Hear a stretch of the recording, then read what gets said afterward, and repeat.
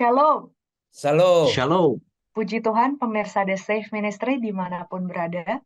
Kami senang bisa belajar Alkitab bersama lagi dengan pemirsa The Safe Ministry melalui pelajaran sekolah Sabat yang cukup menantang minggu ini. Pelajaran yang akan kita pelajari bersama-sama yaitu mengenai proses penghakiman. Mari kita belajar bersama dengan para panelis juga yang sudah hadir, dan untuk memulai kita akan doa buka yang dipimpin oleh Pak Fajar. Baik, kita satu dalam doa. Bapa kami yang di surga, pada saat ini Tuhan kami akan mempelajari pelajaran yang terbaik, proses penghakiman. Kiranya Roh Kudus-Mu terang dari surga, mendiami hati serta pikiran kami, supaya kami dapat boleh menyampaikan pelajaran bersama-sama dengan pemirsa dimanapun mereka berada. Kiranya Roh Kudus-Mu akan menerangi bagi kami semuanya dan memahami akan proses penghakiman ini. Di dalam nama Yesus, kami berdoa dan mengucap syukur. Amin. Amin. Untuk memulai diskusi kita, pengantar pelajaran kita akan diuraikan oleh Pak Tobing. Silakan Pak. Baik, pemirsa The Safe Ministry, minggu ini kita akan dibawa pemikirannya mengenai proses penghakiman. Ayat hafalan di 2 Korintus 5 ayat 10 saya bacakan. Sebab kita semua harus menghadap takhta pengadilan Kristus, supaya setiap orang memperoleh apa yang patut diterimanya sesuai dengan yang dilakukannya dalam hidupnya ini, baik ataupun jahat. Pemirsa The Safe Ministry dimanapun kita berada, bahwa kita sebagai manusia memang mau tidak mau itu harus berani menghadapi secara dewasa ya sebuah proses penghakiman atau proses pengadilan. Bagi setan, ya setan akan menuduhkan bahwa proses penghakiman yang Tuhan lakukan itu sebagai bentuk kekejaman yang Allah lakukan. Ya, tetapi sesungguhnya ya proses penghakiman ini apakah memang benar hanya bicara hukuman? Ya, apakah tidak ada bicara yang lain? Ya, jadi bicara penghakiman bukan hanya bicara bahwa ada pihak yang harus menerima hukuman, tapi juga adalah bicara keadilan, ada pihak yang juga harus menerima upah. Jadi ini sebuah realita yang tidak bisa kita hindarkan ya di dalam dunia ini. Oleh karena itu, maka kita harus mulai melatih diri kita bahwa apapun yang kita lakukan pada saat ini semuanya itu harus kita pertanggungjawabkan nanti ya di hadapan Tuhan. Kita bisa saja menyembunyikan banyak hal dari yang kita lakukan ya terhadap orang lain. Kita bisa saja menyembunyikan berbagai macam rahasia kepada orang lain, tapi tidak ada yang tersembunyi dari Tuhan, dan itu semua nanti akan terbuka di hadapan takhta pengadilan Kristus ya. Nah, keadilan itu harus ditegakkan. Kalaupun saat ini mungkin pemirsa The Safe Ministry ada yang merasakan perlakuan tidak adil di dunia yang dilakukan oleh orang lain kepada kita. Mungkin kita sendiri memperlakukan orang lain secara tidak adil. Tapi kelak nanti, waktu Yesus datang, semua manusia akan mengakui bahwa Allah itu adil. Ya, bahwa Allah itu adil. Nah, ini dia lakukan. Ya, ini dilakukan bukan hanya untuk bermaksud untuk membalas dendam, bukan untuk membalas dendam. Tetapi ini justru Allah lakukan ini semua demi ciptaannya, baik yang di sorga maupun yang di bumi. Supaya apa? Supaya keadilan itu berlangsung dengan baik. Oleh karena itu nanti pemirsa The Safe Ministry, para panelis akan menjelaskan kepada kita ada 3 fase penghakiman. Penghakiman pra-advent. Kapan itu? Siapa yang terlibat? Siapa yang dihakimi? Yang kedua, penghakiman 1000 tahun. Kapan itu berlangsung? Di mana? Siapa yang menghakimi? Dan siapa yang dihakimi? Lalu yang ketiga, penghakiman eksekutif. Apa itu yang penghakiman eksekutif? Siapa juga yang akan menjadi hakim? Di mana berlangsung? Dan siapa yang akan dihakimi? Dan semua proses itu nanti akan berakhir dengan satu apa? Dengan satu pemahaman bahwa ini adalah pembenaran bagi orang benar dan ini adalah kematian bagi orang jahat. Demikian pemirsa The Safe Ministry sebagai pengantar bagi kita. Baik Pak. Untuk pembukaan, pelajaran pertama kita ini berjudul Penghakiman Terakhir.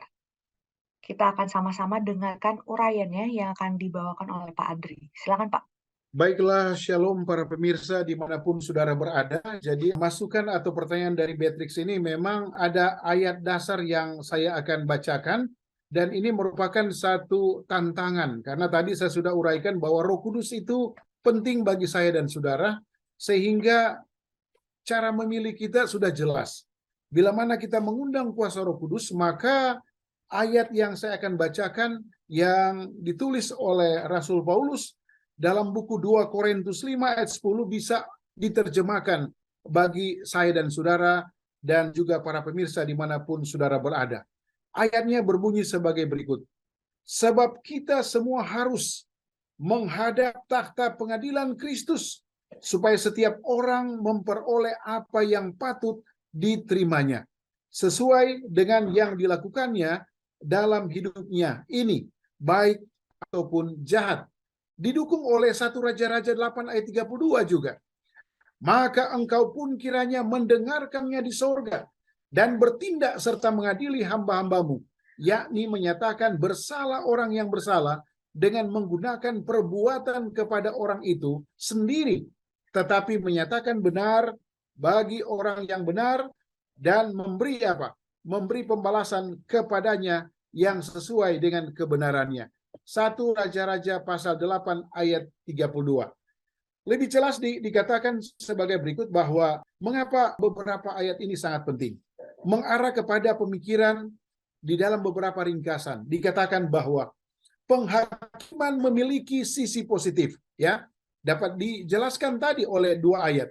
Penghukuman dan pemulihan bagi orang benar, ya. Takdir kita ditentukan dalam kehidupan saat ini, ya. Yang berikut, mereka yang ada dalam Kristus telah dipastikan pembenaran pada saat penghakiman, dan yang tidak berada dalam Kristus tetap berada di bawah penghukuman. Kita sudah tahu bersama bahwa kita harus ingat bahwa kita diselamatkan oleh kasih karunia, dibenarkan oleh iman, dan dihakimi berdasarkan perbuatan. Jadi 2 ayat ini juga mendukung beberapa pemahaman yang mudah dimengerti. Dasar dan proses penghakiman adalah hukum moral Allah. Tidak ada ketetapan dan sewenang-wenang dari Tuhan. Masing-masing secara bertanggung jawab secara moral atas nasibnya sendiri. Dan akhirnya, ya, didukung juga oleh kedua ayat tadi. Baik dari Daniel ataupun dari Rasul Paulus dikatakan, akhirnya penghakiman adalah saat Tuhan menyelesaikan pilihan kita, apakah kita telah menerimanya atau tidak. Jadi dalam bahasa sananya dikatakan the power of choice. Saya juga kadang-kadang memilih berpikir yang tidak baik.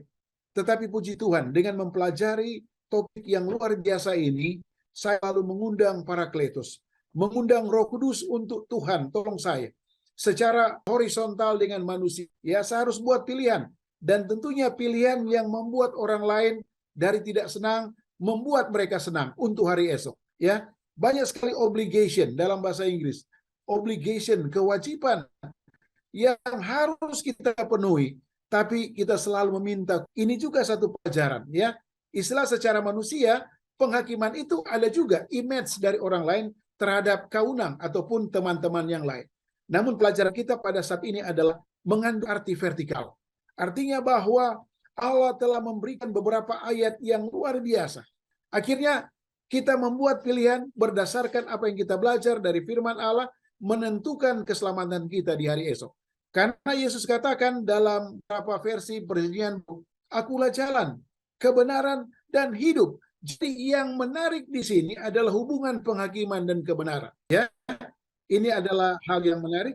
Ya, pilihan adalah diwujudkan melalui perbuatan kita. Terima kasih, Beatrix. Shalom. Baik, Pak. Dari pelajaran ini kita mengetahui bahwa kita yang menentukan nasib kita sendiri, atau kita bertanggung jawab atas nasib kita sendiri. Lalu pertanyaannya, apa nih yang harus kita perbuat agar kita membuat pilihan-pilihan yang tepat setiap hari? Jadi pelajaran kita juga tadi mengarahkan kita kepada jawaban dari apa yang Beatrix katakan tadi. Jadi menurut pengalaman dari beberapa waktu pembicara saat ini dalam melakukan beberapa hal yang berhubungan dengan instruksi Yesus, maka menurut beberapa pandangan dalam buku 1 Raja-Raja dan buku Efesus pasal 2 ayat 8 sampai yang ke-10, memang tujuan kita ini adalah selalu mengundang Roh Kudus, selalu meminta bimbingan yang luar biasa untuk mempelajari firman Allah, bertumbuh setiap hari, ya, mentransfer filosofi kebenaran kepada orang lain. Banyak sekali, Beatrix, untuk supaya ya kita bisa menjawab apa yang ditanyakan oleh Beatrix tadi, ya. Kiranya Tuhan memberkati kita, karena tujuan akhirnya adalah Yesus yang memahami, dan rahasia kealahan inilah yang menjadi pelajaran kita pada waktu yang luar biasa ini untuk mendukung beberapa pertanyaan yang sudah dibacakan oleh Beatrix tadi. Salam, Beatrix. Baik, Pak. Selanjutnya pelajaran kita berjudul Penghakiman Pra-Advent. Kita minta Pak Fajar untuk bisa membantu kita apa sih hal-hal penting yang perlu kita mengerti dari pelajaran ini. Beatrix dan pemirsa The Safe Ministry, ya. Pelajaran kita semakin menarik, betul sekali. Dan kita akan belajar tentang penghakiman pra-advent. Apa itu penghakiman pra-advent? Itu konsep penghakiman pemeriksaan kepada seluruh umat manusia yang pernah hidup, ya. Yang pernah hidup, dan itu dilakukan sebelum kedatangan Yesus yang kedua kali. Sebelum kedatangan Yesus yang kedua kali. Itu artinya ada satu pengadilan pemeriksaan atau pra-peradilan, ya, ibaratnya pada untuk saat ini, ya. Tapi kita mengenal dengan paham penghakiman pra-advent. Nah, apa sih konsep dasar dari pengadilan pra-advent ini? Ada tiga konsep yang mendasari pengadilan pemeriksaan atau pra-advent ini. Yang pertama adalah semua orang mati, baik yang benar atau tidak benar, tetap tidak sadarkan diri di dalam kubur sampai kebangkitan yang terakhir. Jadi semua orang mati, benar atau tidak benar, tetap tidak sadarkan diri sampai nanti Yesus datang pada kali yang kedua atau sampai dengan kebangkitan yang terakhir. Kemudian yang kedua, adanya satu penghakiman universal atas semua manusia. Dan ketiga adalah fakta bahwa kebangkitan pertama akan menjadi satu ganjaran atau upah bagi orang yang benar. Jadi kebangkitan yang pertama itu nanti akan menjadi satu ganjaran atau upah bagi orang-orang benar. Kapan itu? Yaitu pada waktu kedatangan Yesus yang kedua kali. Nah, kemudian yang kedua, kebangkitan kedua itu akan menjadi satu kematian kekal bagi orang-orang fasik. Kapan itu? Yaitu pada waktu masa setelah 1000 tahun, nanti akan dijelaskan oleh panelis yang lain. Jadi kita mengetahui bahwa sebelum kedatangan Yesus yang kedua kali itu ada satu pengadilan pemeriksaan atau pengadilan pra-advent. Nah, kapan itu?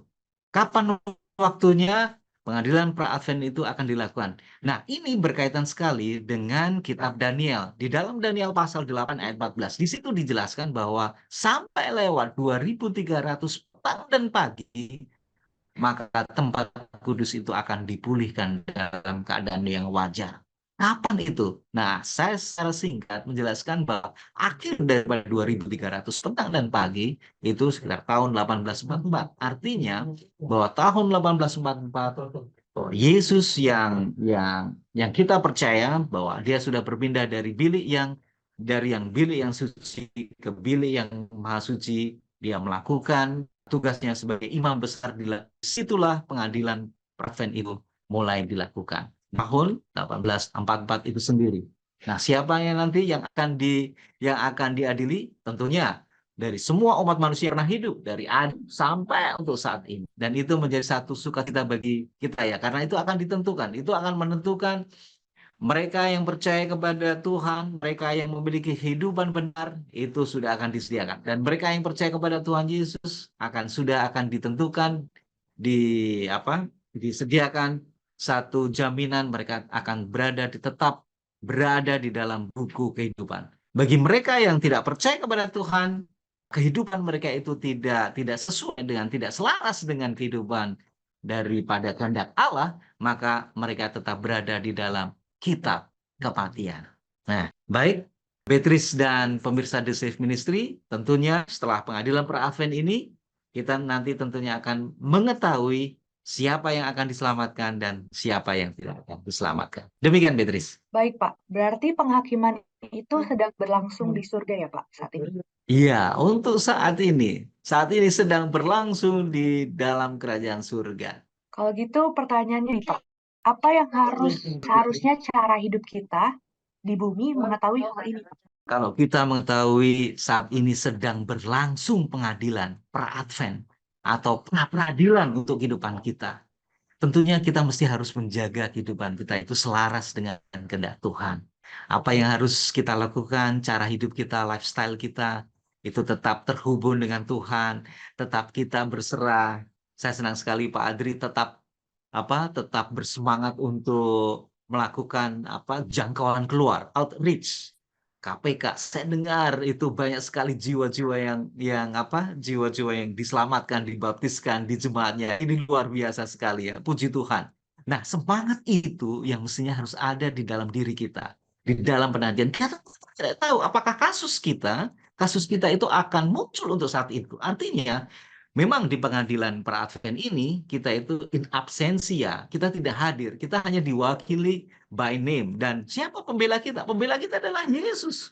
Pada waktu nama kita itu dipanggil di pengadilan itu, Yesus itulah akan menjadi pembela kita. Dan kalau kehidupan kita tidak selaras dengan Tuhan, bagaimana mungkin Yesus yang kita cintai akan bela kita? Ya kan? Oleh karena itu, kita akan tetap bersama-sama dengan Tuhan, sembari nama kita itu akan dipanggil oleh Tuhan, dan nama kita akan muncul di situ. Kita berharap Yesus akan membela kita, dan nama kita tetap berada di dalam buku kehidupan. Demikian Petrus dan pemirsa di Safe Ministry. Baik, Pak. Selanjutnya tadi Pak Fajar juga udah ada mention, yaitu pelajaran mengenai penghakiman 1000 tahun. Kita minta bantuan dari Pak Tobing untuk bisa menguraikan apa sih hal-hal penting yang perlu kita pahami dari penghakiman 1000 tahun. Silakan Pak. Baik, pemirsa The Safe Ministry, kita memasuki fase yang kedua, yaitu penghakiman 1000 tahun. Jika penghakiman pra-advent sudah berlangsung pada saat ini, ya, Allah sedang membuka kitab-kitab kehidupan untuk orang-orang yang sudah mati. Lalu nanti penghakiman 1000 tahun itu ya akan kita lakukan kapan dan di mana. Namun sebelumnya, pemirsa The Safe Ministry, kita perlu tahu bahwa pada waktu kedatangan kedua kali nanti itu, apakah orang kudus yang hidup pada waktu Yesus datang maupun orang-orang kudus yang mati akan dibangkitkan Tuhan dan mereka akan menemui Tuhan di angkasa. Lalu semua orang kudus itu dibawa ke surga. Ya, semua orang kudus itu dibawa ke surga. Pada saat itulah terjadi, ya, pada saat di surga maka orang-orang kudus ini akan berkerajaan selama 1000 tahun. Ya, inilah yang disebut penghakiman 1000 tahun. Mengapa? Karena pada saat itu orang-orang kudus yang berada di surga itu memeriksa kitab-kitab, ya, memeriksa kitab-kitab. Mengapa? Ya, mengapa kami masuk surga? Mengapa orang-orang yang tidak dibawa ke surga itu, mengapa mereka masih tinggal tetap di bumi dalam keadaan mati? Lalu di ujung 1000 tahun, ya, di ujung 1000 tahun, maka Yerusalem baru akan turun ke bumi dan disitulah tempat tinggal abadi selamanya bagi umat-umat percaya tadi, ya, untuk tinggal di Yerusalem. Nah, mengapa penghakiman ini dilakukan? Apa tujuannya? Satu, untuk membuktikan bahwa karakter Tuhan itu, ya, membuktikan karakter Tuhan terhadap tuduhan iblis yang mengatakan bahwa Tuhan itu tidak adil, itu tidak benar. Ya, jadi kalau sebelumnya di penghakiman pra-advent kita dihakimi oleh Allah dan kita memang mengatakan ya Allah itu adil. Namun pada waktu penghakiman atau penghakiman 1000 tahun itu kita dilibatkan langsung, dibukakan langsung oleh Tuhan mengapa kita masuk surga, mengapa ada orang tidak masuk surga. Nah, tujuannya apa? Supaya tuduhan-tuduhan iblis yang mengatakan Allah itu kejam, Allah itu tidak adil, Allah itu diktator, kita melihat, oh, sesungguhnya tuduhan iblis itu tidak berdasar. Kedua, untuk menegaskan apa? Upah orang benar secara adil. Jadi orang yang memang benar, dia harus berhak mendapat upah yang setimpal dengannya. Demikian juga agar orang-orang jahat juga mendapatkan hukuman yang setimpal, ya, yang setimpal dengan apa yang dilakukan. Tujuan yang keempat apa? Menghilangkan semua keraguan yang dapat mengarah pada pemberontakan lain di alam semesta. Apa maksudnya? Supaya apa? Supaya tidak ada lagi keraguan di pihak manapun, apakah memang orang yang benar itu akan diselamatkan, apakah benar memang orang jahat itu akan mendapat hukuman yang setimpal. Jadi kalau kita lihat perbedaannya pemirsa The Safe Ministry, pada waktu penghakiman pra-advent hanya penghuni surga yang terlibat.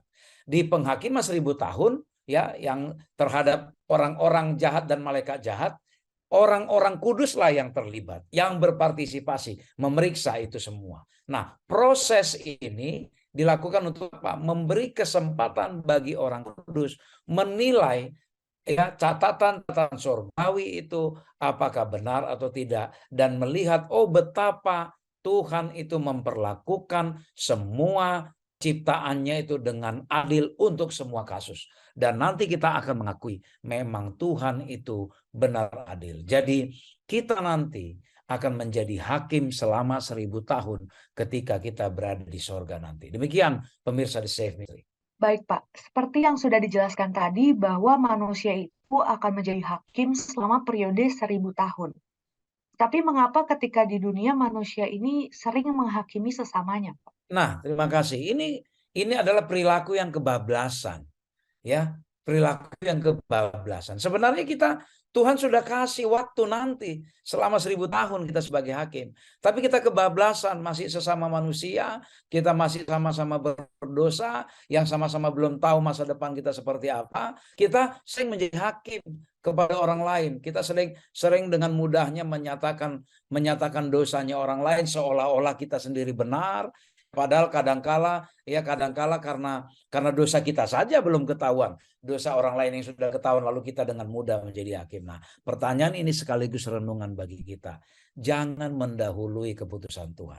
Jangan mendahului skenario Tuhan. Skenario Tuhan bagi kita adalah kita kelak jadi ketika nanti kita berkerajaan selama 1000 tahun di sorga, dan kita akan melihat Allah itu sangat adil.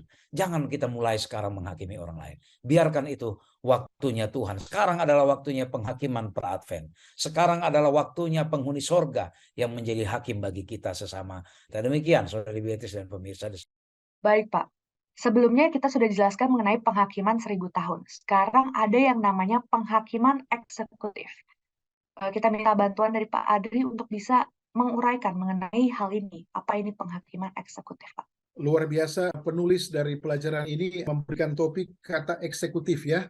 Saya tidak akan menjelaskan secara duniawi, tetapi dikatakan di sini bahwa penghakiman eksekutif adalah intervensi hukuman terakhir dan tidak dapat diubah dari Allah dalam sejarah manusia. Ya, ada beberapa history atau pelajaran yang menarik sehubungan dengan eksekutif ini. Yang pertama adalah dalam buku Wahyu 12 ayat 7 sampai 12 ya. Dikatakan bahwa iblis dan malaikat pemberontakannya diusir dari sorga ya.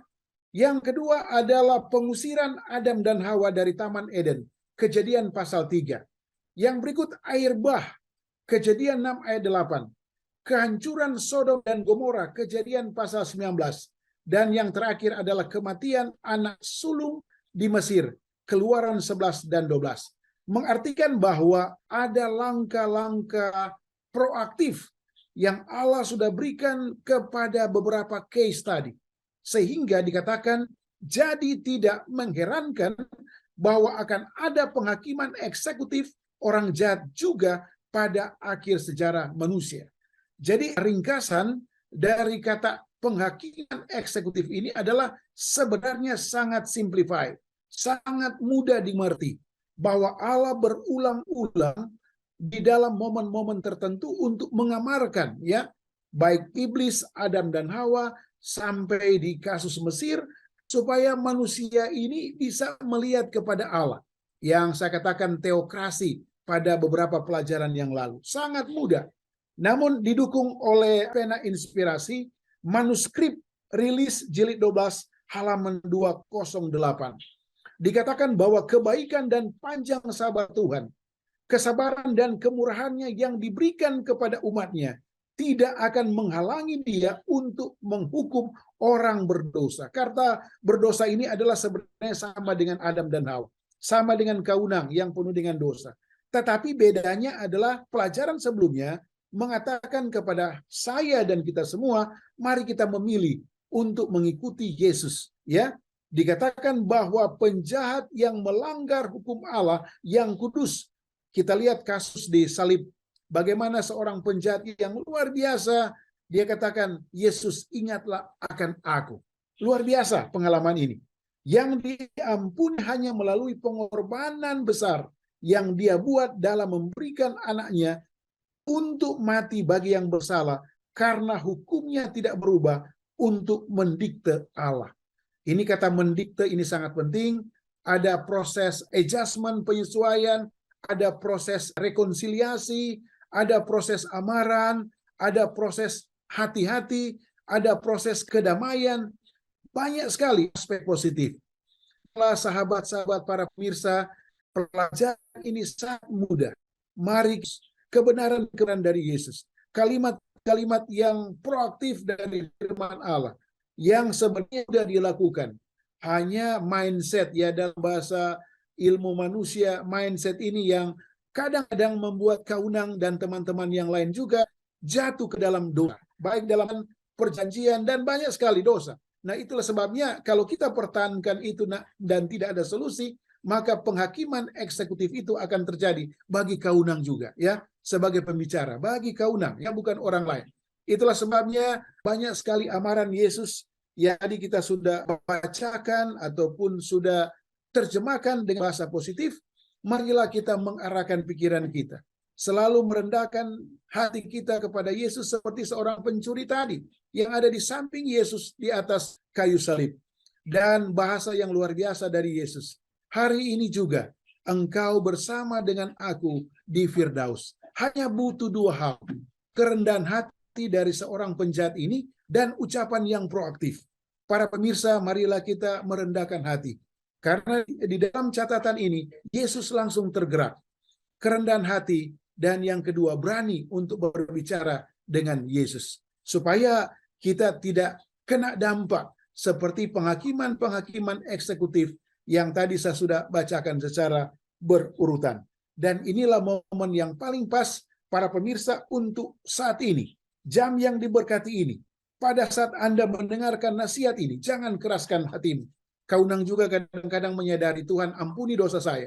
Artinya ada satu rekonsiliasi, kesadaran, awareness, ya, untuk kita katakan kepada Allah melalui pelajaran yang hebat ini.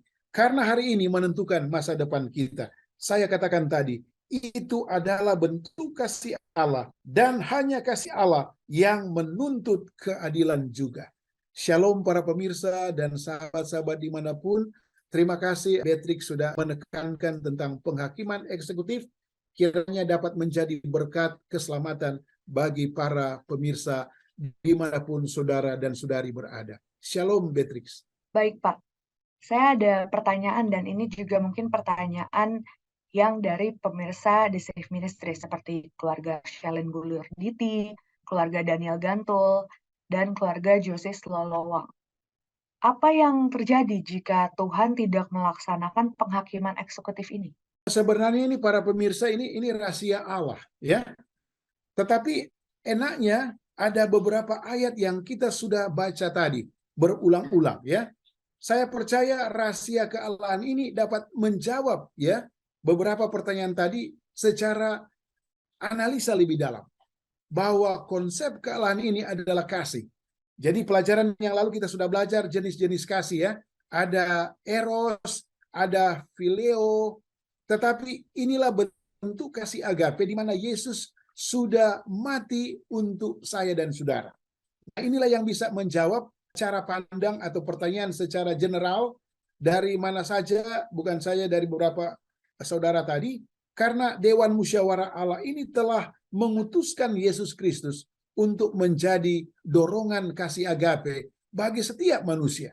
Hanya membedakan adalah trust, kepercayaan kita mengarah kepada pilihan negatif atau positif.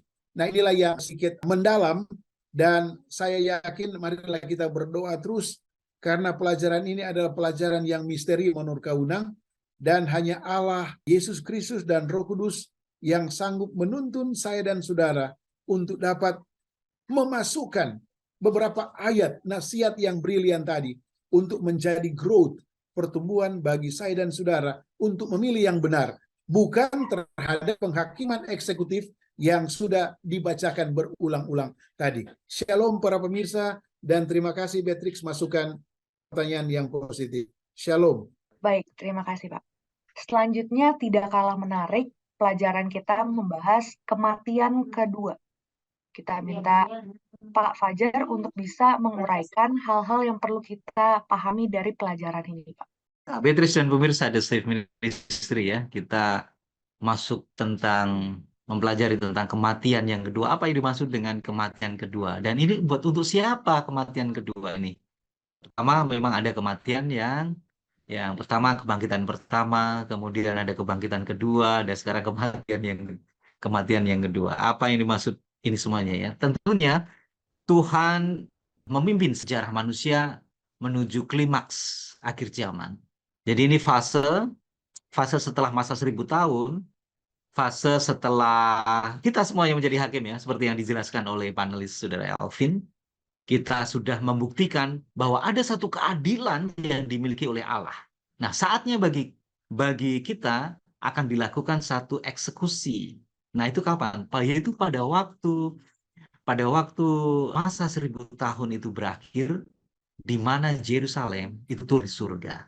Pada waktu kita bersama-sama dengan Tuhan itu turun dari surga menuju bumi, dunia kita, maka orang-orang yang jahat yang sudah mati, itu mereka akan dibangkitkan. Pada waktu mereka akan dibangkitkan, setan, Lucifer, dan sepertiga malaikat, mereka menghasut mereka untuk menyerang kota yang kudus, yaitu Yerusalem baru.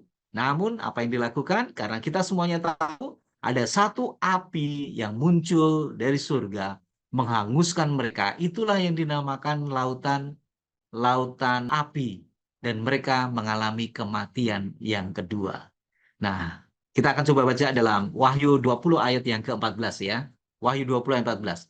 Lalu maut dan kerajaan maut itu dilemparkan ke dalam lautan api. Itulah kematian yang kedua.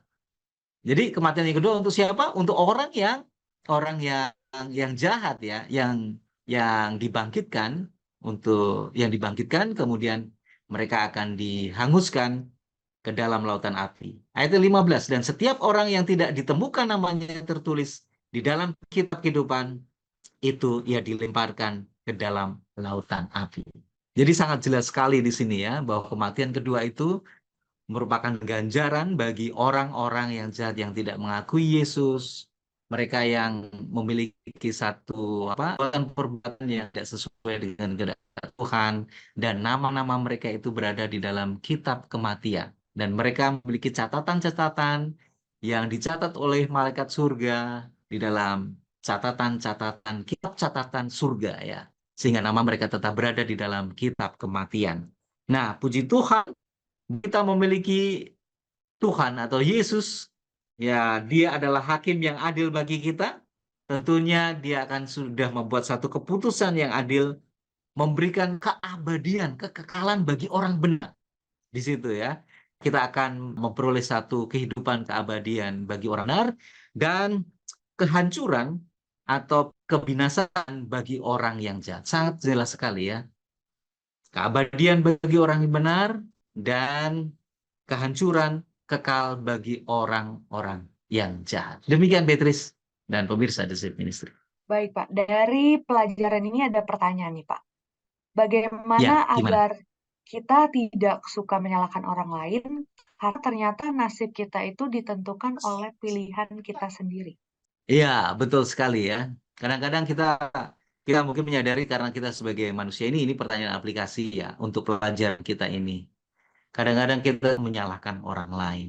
Wah, gara-gara si Anu nih, sehingga saya mengalami seperti ini. Mirip seperti leluhur kita, Adam dan Hawa. Hawa menyalahkan, oh ini gara-gara ular itu tuh. Gara-gara ular itulah yang membujuk-bujuk saya. Padahal pilihan dia sendiri, dia bisa aja menolak ya. Menolak untuk tidak memakan buah yang terlarang itu. Dan Adam juga begitu ya. Adam menerima buah dari istrinya. Wah, gara-gara perempuan ini nih yang kau ciptakan untuk saya. Sebenarnya dia tolak aja nggak apa-apa. Dan tidak perlu takut kan, Tuhan bisa menciptakan wanita yang lain. Mungkin ya, kita tidak tahu. Nah, sekarang aplikasi buat kita, semua keputusan itu ada di dalam pilihan kita sendiri.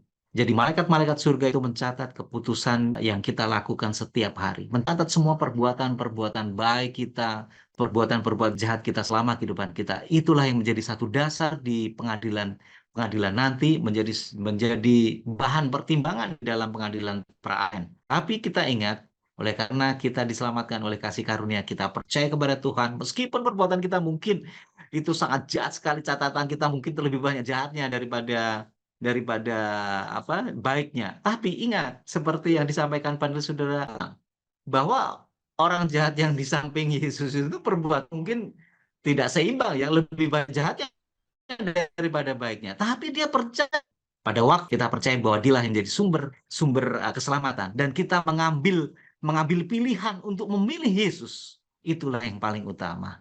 Jadi Beatrice dan pemirsa The Safe Ministry, pilihan kita, nasib kita tentunya akan ditentukan oleh pilihan kita itu sendiri. Oleh karena itu kita memilih dengan benar, memilih Yesus sebagai juru selamat kita, sehingga kehidupan kita akan dijamin ada satu kekekalan, keabadian kita pada waktu Yesus datang pada kali yang kedua memberikan upah bagi kita semuanya. Demikian Beatrice dan pemirsa The Safe Ministry. Tidak terasa kita sudah sampai di ujung diskusi kita. Kita minta Pak Tobing untuk bisa memberikan kesimpulan atas pembahasan kita pada minggu ini.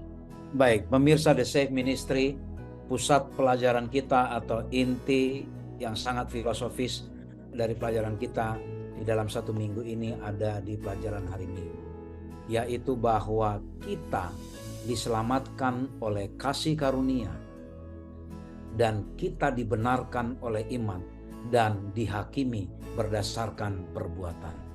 Jadi ada 3 komponen, ya. Diselamatkan oleh kasih karunia, dibenarkan oleh iman, dan dihakimi oleh perbuatan. Pemirsa The Safe Ministry, penghakiman itu tidak bisa kita hindarkan.